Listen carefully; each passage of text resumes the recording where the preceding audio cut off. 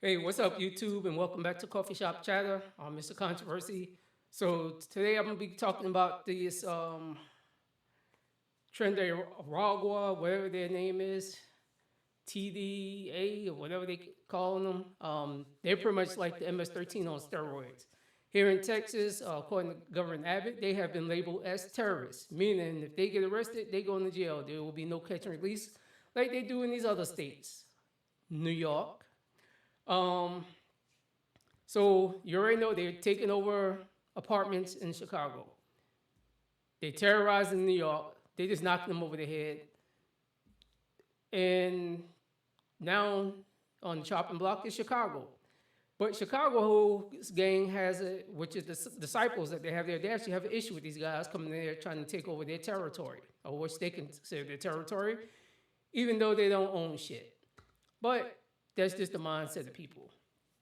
So now you have these guys coming in and they're not going for it. So there's a question, is this being purposely done?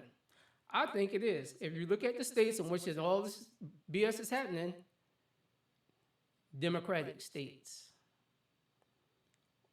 It's the Democratic states. Houston is run by a Democrat. Houston got its damn problems. If you look at a lot of these other red areas, none of the stuff is flying. I personally think all these people being let in on purpose. One is so they can flip the vote to a Democrat, and then I think they're going to boot their asses out. Or they might let them stay here so they can stay in power forever. And the only two houses that's going to be up for grabs is going to be Senate and Congress. And I wouldn't be surprised if they vote them blue, so now they have total control. And you have what would be considered like a communist country, because it's going to be like a dictatorship. It's going to be it will be all Democrats, straight ticket. This is going to happen. Now, do I think this is being purposely done? I do. One, because like I said, certain people just like power. Democrats like power. They want to stay in power. So when you do that, you let people come in. You give them all this money. Granted, Chicago already spent $46 billion since 2022 until current, taking care of just migrants, which for some reason, all these states have money for everyone else, but they don't have money for the people within their own state. You can't take care of your own homeless.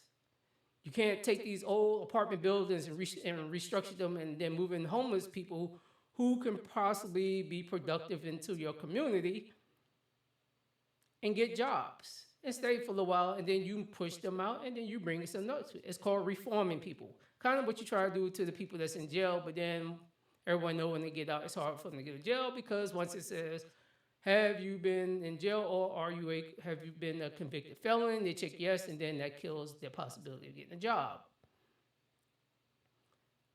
So I say this is being done on purpose. And what I also think is going to happen, which you've probably seen from the thumbnail, and I'm going to bring that up as a picture, kind of what I think is kind of going on, or what they're trying to do, or what's going to happen. But we're going to go ahead and jump into this video. America has allowed gangs to enter our country. The migrants that are coming, they're taking over every block right now. The city of Chicago is gonna go up in smoke, it's gonna go up in flame. Gangs in Chicago are angry over the influx of migrants and criminals in their city. They say money that should be going to the African American community on the South Side is instead going to what they call non-citizens, and warn that turf wars between Chicago's gangs and groups like Venezuela's Tren de Aragua could see Chicago, quote, go up in flames. Photographer Matt McDermott and I traveled to Chicago's South Side to see what was happening for ourselves after we heard about a police report last month that the Tren de Aragua gang had taken over an office building there.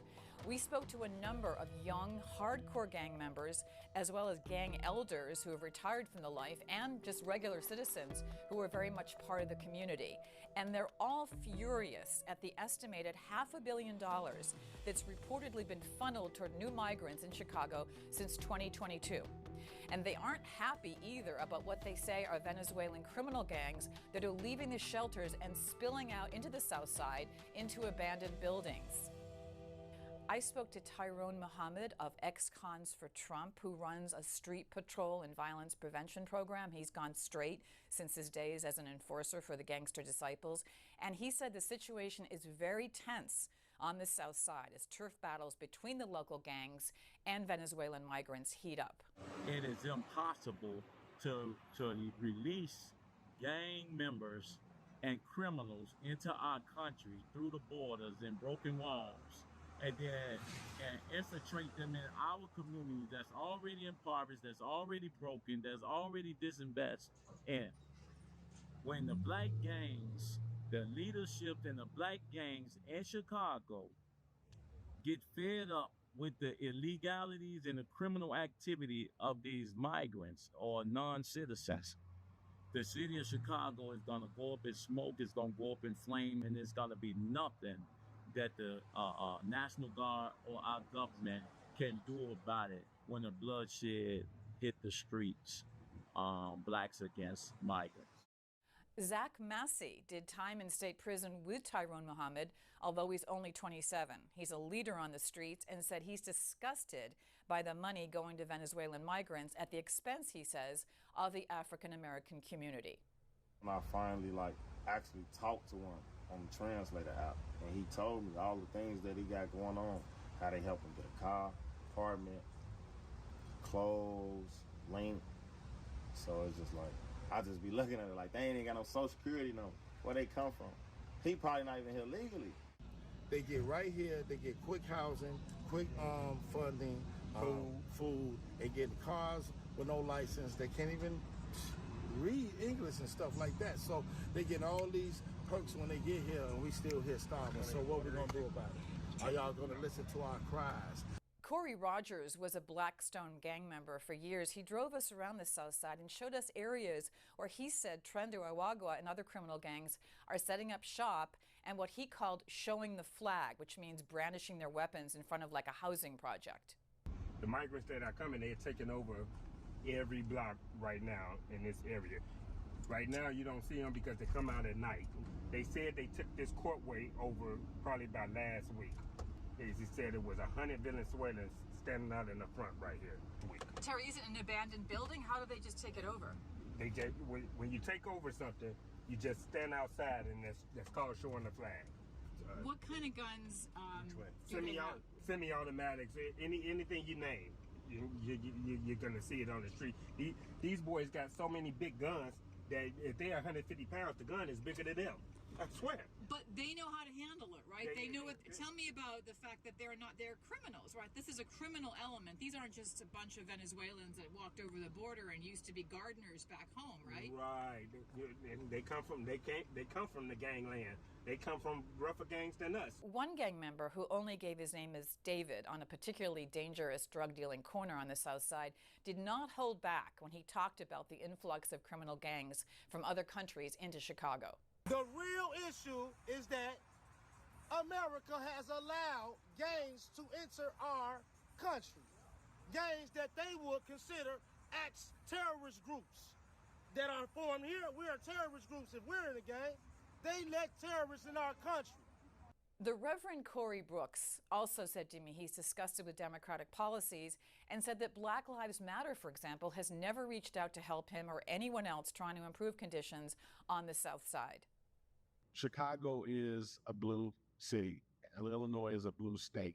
There's no doubt about it that the majority of our neighborhood, they're going to continue to vote Democrat until they wake up.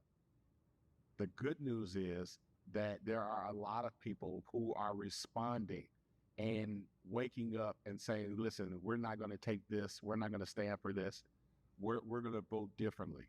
And they're now accepting some of the values that I hold dear and some of the values that the conservative Republican Party holds so dear. And so for a lot of people, it's not about the person, it's about the policies that we're fed up with. And as a result, I think this is going to be the largest amount of people who have voted for the Republican president in Chicago that we've seen. I also spoke to one Venezuelan man who was so scared of being identified that he put a hoodie on and refused to face the camera. Nothing against him, but I really don't give a damn what he got to say. I'm gonna be real. I don't give a damn what he got to say. Because he's here illegally. He's here illegal. So more likely is like, oh, you know, if he snitch or tell or anything, if he shows his face, it's always, oh, they're gonna kill my family back home and all this other stuff. But you left your country, and why would you leave your family to come here and leave them in that situation? That's what I say. These are some weak ass guys. No American, and you could try to argue until you turn blue in the face. If stuff was to pop off in this country, issues like some of these other countries,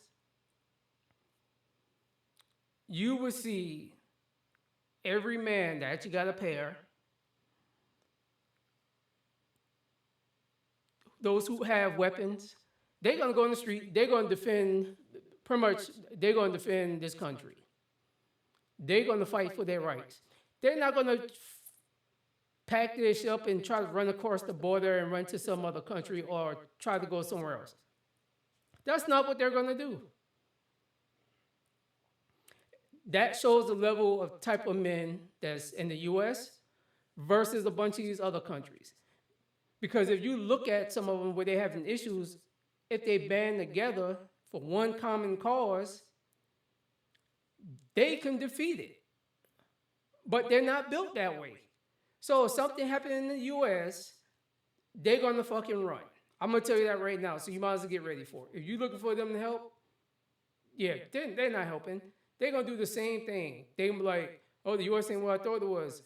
I'm going back home. Or they're gonna look for another country to go to. That's what they do. They run. They fucking run. They're cowards. They're not gonna stay here.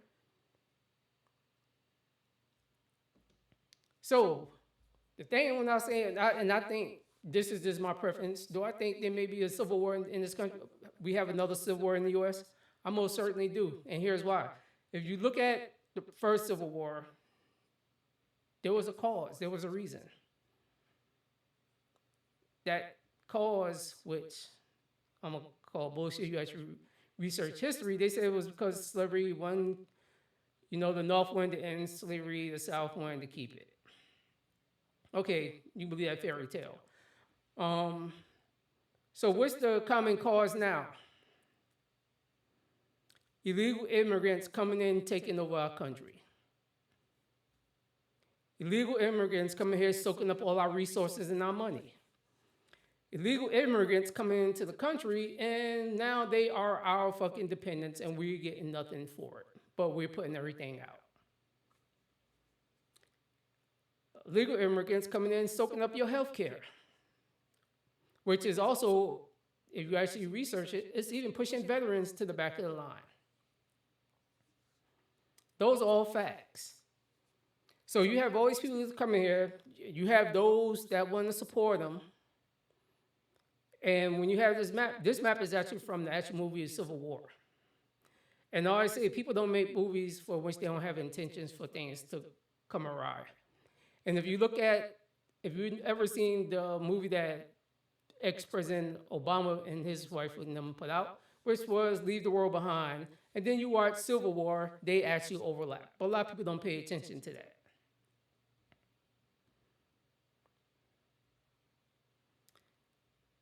So why would they want to have another civil war in the U.S.?